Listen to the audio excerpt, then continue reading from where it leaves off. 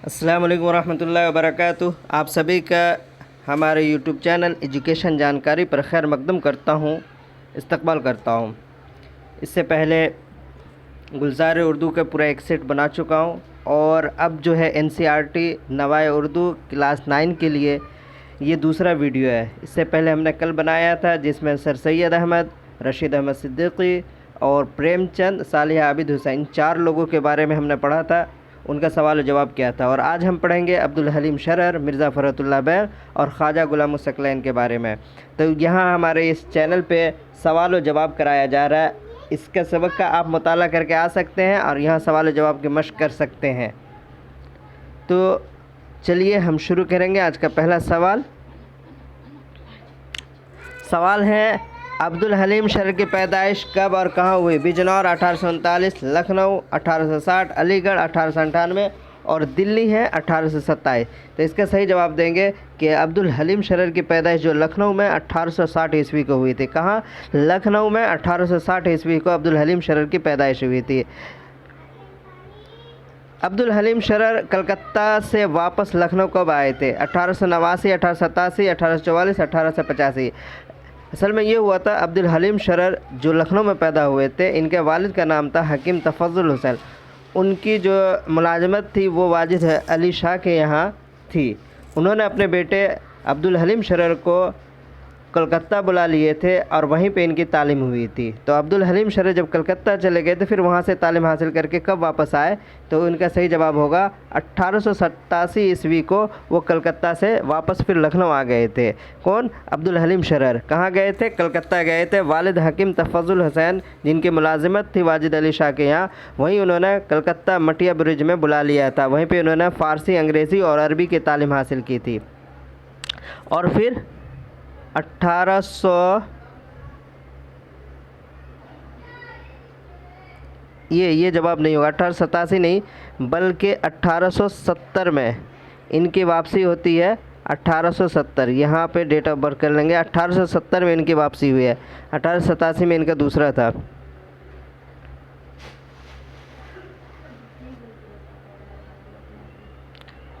अब है अब्दुल हलीम शरर के वालिद जो है हकीम तफज़्ज़ुल हुसैन थे।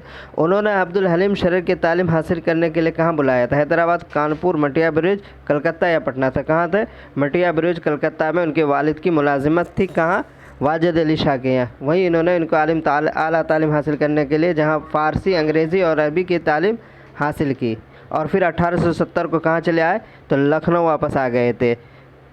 उसके बाद है सवाल नंबर 4, देहात की ज़िंदगी सिन्फ़ के एतबार से क्या? अफसाना है, खाका है, मज़मून है, इंशाइया है? तो देहात की ज़िंदगी जो दरअसल अब्दुल हलीम शरर का मज़मून है वो है क्या? तो ये है मज़मून। सिन्फ़ के एतबार से ये मज़मून है। तो अब्दुल हलीम शरर के बारे में थोड़ी सी तफसील तो मुख्तसर से बता देता हूँ कि अब्दुल हलीम शरर तखल्लुस लखनऊ में पैदा हुए। बाद में वालिद हकीम तफज़्ज़ुल हुसैन ने उनको कलकत्ता मटिया ब्रिज बुला लिया। उर्दू, फ़ारसी, अंग्रेज़ी की तालीम वहीं हासिल की। 1870 में लखनऊ वापस आ गए और 1879 को मज़ीद तालीम के लिए दिल्ली चले गए थे। फिर 1881 में अवध अखबार में मुलाजिमत शुरू कर ली थी। फिर 1887 में अपना नया रिसाला दिलगुदाज जारी किया था। 1887 में अब्दुल हलीम शरर ने लखनऊ से कौन सा रिसाला निकाला? आजकल, नया अदब या दिलगुदाज या अवध पंच? तो 1887 में जो उन्होंने निकाला था उसका नाम था दिलगुदाज। दिलगुदाज रिसाला किसने निकाला? तो अब्दुल हलीम शरर ने। और अब्दुल हलीम शरर ने कब निकाला? तो 1887 को। कहाँ से? लखनऊ से निकाला था। सवाल नंबर 6 को देखेंगे। अब्दुल हलीम शरर 1993 को नवाब वक़ारुल उमरा के बेटे के साथ इंग्लिस्तान गए थे। वहाँ पर 3 साल क़याम किया था। इस दरमियान में अब्दुल हलीम शरर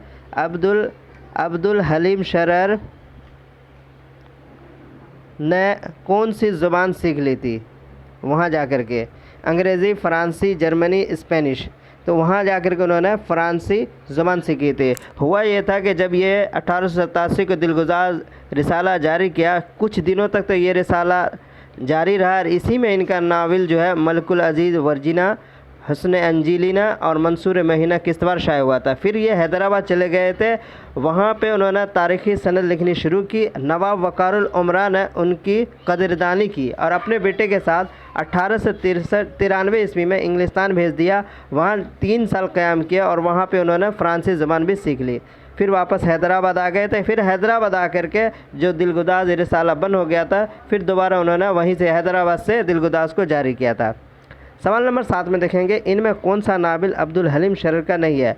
ملک العزیز ورجینا، میدان عمل، حسن انجلینا، منصور موہنہ۔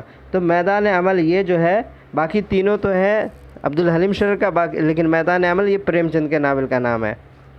سوال نمبر 8 میں دیکھیں گے، اردو میں تاریخی ناول کی ابتدا کس نے کی تھی؟ قرۃ العین حیدر، عبدالحلیم شرر، پریم چند، مرزا ہادی رشوا۔ تو اردو میں جو تاریخی ناول کی جو ابتدا کرنے والے میں جو نام آتا ہے ان کا نام ہے عبدالحلیم شرر۔ عبدالحلیم شرر کی وفات 1909 کو لکھنؤ میں ہو گئی تھی۔ انہوں نے ایک منظوم ڈرامہ بھی لکھا تھا۔ یہاں وفات میں بھی غلطی ہے، وفات جو 1926 کو ہوئی تھی، ٹائپ کرنے والے تھوڑے سی مسٹیک ہو گیا۔ 1909 میں یہ لکھنؤ واپس آ گئے تھے، کہاں سے؟ حیدرآباد سے۔ وہاں سے واپس آنے کے بعد ان کی وفات جو ہوئی ہے وہ 1926 کو ہوئی ہے، کہاں؟ لکھنؤ میں۔ اردو میں تاریخی ناول ابتدا کے ساتھ انہوں نے ڈرامے بھی لکھے، جس میں ایک منظوم ڈرامہ ہے جس کا نام کیا ہے؟ ان کا نام آپ کو بتانا ہے۔ یہودی کی لڑکی، رستم و سہراب، گزشتہ لکھنؤ یا 7 کھیل۔ تو اس کا صحیح جواب ہوگا گزشتہ لکھنؤ ان کا منظوم ڈرامہ ہے، جس میں لکھنؤ کے آخری زمانے کی تہذیب بہت دلچسپ اور معلومات مواقع فراہم کی گئی ہے اس ڈرامے کے اندر میں۔ سوال ہے، آپ کے نصاب میں دیہات کی زندگی کے خالق کا نام بتائیں گے؟ پریم چند، عبدالحلیم شرر، رشید احمد صدیقی، کنہیا لال کپور۔ تو دیہات کی زندگی کا جو خالق ہے یہ ہے مضمون، اور ان کو لکھنے والے ہیں عبدالحلیم شرر۔ سوال نمبر 11 میں دیکھیں گے، مرزا فرت اللہ بیگ کی پیدائش 1884 میں کہاں ہوئی تھی؟ سیالکوٹ، ملیح آباد، دلی یا پھر علی گڑھ؟ تو مرزا فرت اللہ بیگ کی جو پیدائش ہوئی تھی وہ ہوئی تھی دلی میں 1884۔ آپ کے کیا نام ہے NCERT میں دیا ہوا ہے، لیکن کہکشاں میں 1883 اور 85 وغیرہ دیا ہوا ہے۔ سوال نمبر 12 کو دیکھیں گے، مرزا فرت اللہ بیگ نے BA کی تعلیم کہاں سے حاصل کی؟ بنارس سے، جامعہ سے، ہندو کالج سے یا علی گڑھ سے؟ تو انہوں نے ہندو کالج جو دہلی یونیورسٹی کے اندر میں آتا ہے وہاں سے انہوں نے کیا کیا؟ BA کیا تھا۔ سوال نمبر 13 کو دیکھیں گے، مرزا فرت اللہ 1907 میں کہاں گئے تھے؟ پٹنہ، علی گڑھ، حیدرآباد یا پھر لکھنؤ؟ تو 1907 میں یہ کہاں چلے گئے تھے؟ حیدرآباد چلے گئے تھے۔ سوال نمبر 14 کو دیکھیں گے، مرزا فرت اللہ بیگ کس عہدے پر فائز ہوئے تھے؟ پولیس کمشنر، جج، اسسٹنٹ ہوم سیکریٹری یا پھر ڈپٹی انسپکٹر؟ تو وہ جو فائز ہوئے تھے وہ اسسٹنٹ ہوم سیکریٹری کے عہدے پر فائز ہوئے تھے۔ سوال نمبر 15 کو دیکھیں گے، مرزا فرت اللہ نے اپنا پہلا مضمون کس رسالے میں لکھا تھا؟ تو مرزا فرت اللہ نے اپنا پہلا مضمون صبح نو پٹنہ، اودھ پنچ لکھنؤ، افادہ آگرہ یا آج کل لکھنؤ؟ تو یہ انہوں نے جو لکھا تھا وہ افادہ لکھنؤ آگرہ سے جو نکلتا تھا اس میں انہوں نے اپنا پہلا جو مضمون ہے اس میں انہوں نے لکھا۔ اس کے بعد 1923 سے باقاعدہ اپنا مضامین لکھنا شروع کر دیا، جس میں تنقید ہے، افسانہ ہے، سوانح حیات ہے، معاشر اور اخلاق، ہر موضوع پر انہوں نے لکھا۔ لیکن جس میں ان کو شہرت ہوئی وہ شہرت ان کی جو ہوئی ہے وہ مرزا فرت اللہ بیگ کو مزاحیہ مضامین لکھنے کی وجہ سے ہوا ہے۔ مرزا فرت اللہ کے مضامین 7 جلدوں میں کس نام سے شائع ہوا تھا؟ آندھی میں چراغ، یادوں کے چراغ، میری شاعری کے نام یا مضامین فرحت؟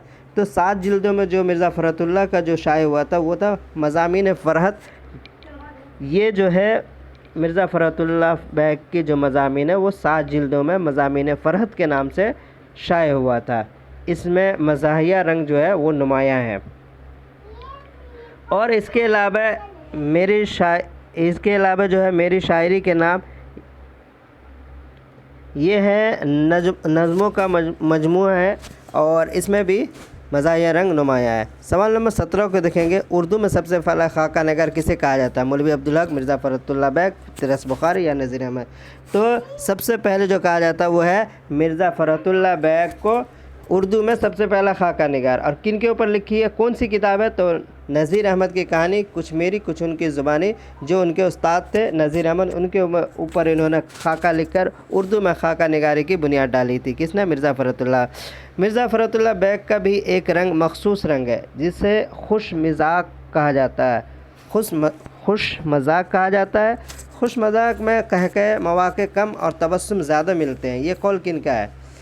انہوں نے مرزا فرت اللہ بیگ کے اوپر میں جو یہ قول کہا ہے وہ کس نے کہا ہے؟ رشید احمد صدیقی، کلیم الدین احمد، حشمت اللہ بیگ یا عظمت اللہ بیگ؟ تو اس کو جو کہنے والے ہیں یہ قول، وہ عظمت اللہ بیگ نے مرزا فرت اللہ بیگ کے اوپر یہ قول کہا تھا۔ مرزا فرت اللہ بیگ کی وفات جو 1947 یعنی جب ہندوستان آزاد ہوا تھا اس وقت ہوئی تھی۔ تو ان کا رشتہ نذیر احمد کے ساتھ کیا تھا؟ مطلب نذیر احمد کے جو انہوں نے کچھ ان کی کچھ میری زبانی، نذیر احمد کی کہانی کچھ ان کی کچھ میری زبانی جو انہوں نے لکھا تھا خاکہ، تو ان دونوں کے درمیان رشتہ کیا تھا؟ ماموں بھانجے کا، چچا بھتیجے کا، استاد شاگردی کا، یا پھر باپ بیٹے کا؟ تو مرزا فرت اللہ بیگ شاگرد تھے اور نذیر احمد، ڈپٹی نذیر احمد ان کے استاد تھے۔ دیکھیے ڈپٹی نذیر احمد پہلا وہ شخص ہے جنہوں نے اردو میں پہلے ناول لکھ کر کے اردو میں ناول نگاری کی بنیاد ڈالی، اور ان کے شاگرد مرزا فرت اللہ بیگ وہ شخص ہے جو انہوں نے سب سے پہلے اپنے استاد نذیر احمد کی کہانی کچھ ان کی کچھ میری زبانی خاکہ لکھ کر کے انہوں نے اردو میں خاکہ نگاری کی بنیاد ڈالی۔ تو استاد شاگرد دونوں ہی اہم ہیں۔ سوال نمبر 20 ہے، جینے کا سلیقہ مضمون کے مصنف کا نام بتائیں گے۔ جینے کا سلیقہ، مشتاق فاطمہ، صالح عابد حسین، خواجہ غلام الثقلین یا خواجہ غلام السیدین؟ تو جینے کا سلیقہ لکھنے والے ہیں خواجہ غلام السیدین۔ کنہوں نے لکھا؟ تو لکھنے والے کا نام ہے خواجہ غلام السیدین۔ یہ بھی مضمون ہے۔ خواجہ غلام السیدین جو کہ غلام الثقلین کے بیٹے اور حالی کے نواسے تھے، ان کی پیدائش کب اور کہاں ہوئی؟ اکبر آباد 1976، الہ آباد 1988،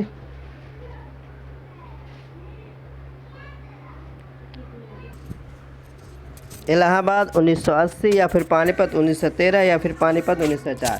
تو خواجہ غلام السیدین کی جو پیدائش ہوئی تھی 1904 کو ہوئی تھی۔ ان کے بارے میں آپ دیکھ لیں گے، یہ جو ہے صالح عابد حسین کے بڑے بھائی ہیں۔ کون؟ خواجہ غلام السیدین۔ خواجہ غلام السیدین کی پیدائش 1904 ہے پانی پت میں، اور پانی پت میں 1913 میں کس میں؟ ابھی پیچھے آپ نے پڑھا ہوگا صالح عابد حسین جو مصداق فاطمہ کے نام سے مشہور ہوئی، ان کی پیدائش ہے 1913۔ سوال نمبر 22 کو دیکھیں گے، کس کو دنیا کے 7 ماہر تعلیم میں شمار کیا جاتا ہے؟ صالح عابد حسین، خواجہ غلام السیدین، خواجہ غلام الثقلین یا عبدالحلیم شرر؟ تو خواجہ غلام السیدین کو دنیا کے 7 ماہر تعلیم میں شمار کیا جاتا ہے۔ کس کو؟ خواجہ غلام السیدین جو خواجہ غلام الثقلین کے بیٹے اور صالح عابد حسین کے بھائی، اور مشتاق فاطمہ جو کہ حالی کی بیٹی تھی، ان کے یہ بیٹے تھے۔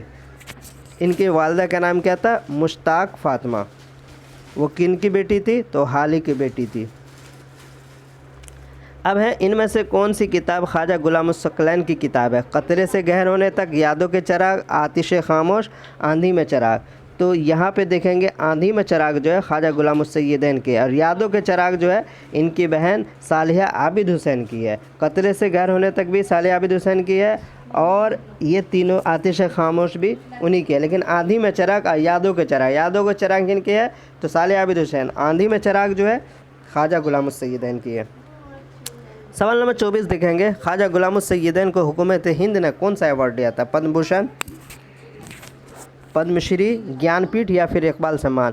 تو خواجہ غلام السیدین کو آندھی میں چراغ لکھنے کی وجہ سے بہت سارے ساہتیہ ایوارڈ بھی ملا تھا، لیکن ساتھ میں جو سب سے بڑا ایوارڈ ملا تھا وہ پدم بھوشن۔ پدم شری ان کی بہن کو صالح عابد حسین کو ملا، اور پدم بھوشن کس کو؟ خواجہ غلام السیدین۔ دونوں بہن بھائی کے، ایک کو پدم شری ایک کو پدم بھوشن ملا ہے۔ اور 1869 کو دیکھیں گے، 1969 کو تو یہ کرسچن کو بھی پدم بھوشن ملا تھا۔ خواجہ غلام الثقلین کی وفات 1971 کو ہوا۔ انہوں نے اعلیٰ تعلیم کہاں سے حاصل کی؟ تو یہ جو خواجہ غلام السیدین ہے، یہاں پہ بھی غلط ہو گیا ہے، یہ ان کے والد کا نام آ گیا ہے، یہاں سیدین ہونا چاہیے۔ तो ये सैयदैन है, सकलैन इनके वालिद हैं। सैयदैन की वफ़ात 1971 को हो गई। उन्होंने जो आला तालीम हासिल की थी वो इंग्लिस्तान से की थी। कहाँ से? इंग्लिस्तान से की थी। और फिर उसके बाद बीए इन्होंने अलीगढ़ से किया था। और उसके बाद आला तालीम के लिए इंग्लिस्तान गए, वहाँ से आकर अलीगढ़ में टीचर हुए। फिर अलीगढ़ में टीचर ट्रेनिंग कॉलेज में लेक्चरर हो गए। तो दुनिया के 7 बड़े माहिर तालीम में इनका शुमार किया जाता है। इनका शामिल निसाब जो मजमून है वो जीने का सलीका है। तो यहाँ पे आप सैयदन कर लेंगे। तो टाइपिंग में थोड़ी बहुत मिस्टेक हो जाती है, मैं यहाँ पे थोड़ा बता दिया करूँगा, तो इसके लिए माफ़ी। बाकी देखते रहे, वीडियो पसंद आए लाइक और सब्सक्राइब करना ना भूलें। देखते रहें, बने रहें। अगर आपने पिछले का वीडियो नहीं देखा तो आप जिसे प्ले लिस्ट में जा कर के एक पूरी सीरीज़ बनाई गई है मुअल्लिम उर्दू की तैयारी, उसमें आप जा कर के देख सकते हैं।